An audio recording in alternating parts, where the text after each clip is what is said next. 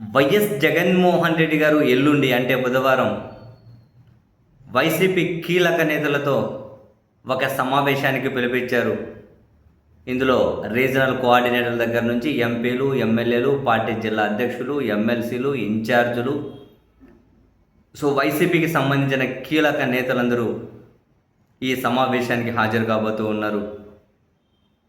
స్థానిక సంస్థల ఎన్నికల గురించి అండ్ త్వరలో రాష్ట్రంలో నిర్వహించబోయే ఎస్ఐఆర్ గురించి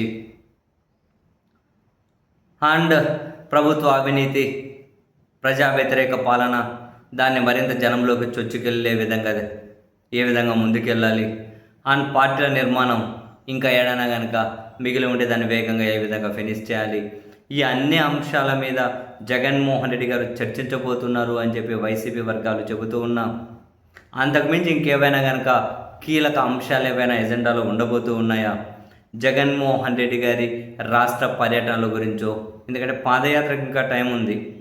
జగన్మోహన్ రెడ్డి గారి రాష్ట్ర పర్యటనలు అంటే జిల్లా పర్యటన లాంటివి ఏవైనా ఇంతకు ముందే చేస్తా అన్నారు, బట్ అది ఒకేసారి పాదయాత్రలో ఒక భాగంగా అప్పుడేమన్నా ఎక్కడికక్కడ కార్యకర్తలతో సమావేశం అవుతారా, అంతకంటే ముందే జిల్లాల పర్యటనలు ఉంటుందా అన్నది కూడా చూడాలి. అండ్ ఈ వైసీపీ ప్లీనరీస్ అంటే వైసీపీ ఆవిర్భావ దినోత్సవం ఏదైతే ఉందో దాని గురించి అండ్ రాజశేఖర్ రెడ్డి గారి వర్ధంతి, ఆ కార్యక్రమాలకు సంబంధించి ఏమైనా వైసీపీ కీలక నిర్ణయాలు ఏమైనా తీసుకోబోతూ ఉందా, రాజశేఖర్ రెడ్డి గారి జయంతికి సంబంధించి జూలై 8 ఉంది కదా జయంతి ఆ రోజు ఏమైనా కానీ కొన్ని కీలక కార్యక్రమాలకు ఏమైనా పిలిపిస్తారా, సో మొత్తం మీద చూడాలి ఎజెండా బయటకు చర్చించేదేనా లేకుంటే కీలక నిర్ణయాలు ఏమైనా ఉంటాయా అని. బట్ ఇప్పుడు ఒకవైపు జగన్మోహన్ రెడ్డి గారు వరుస పెట్టి ప్రభుత్వం మీద అవినీతి ఆరోపణలు చేస్తూనే ఉన్నారు, అమరావతి చుట్టూ అండ్ మిగిలిన విషయాల్లో కూడా.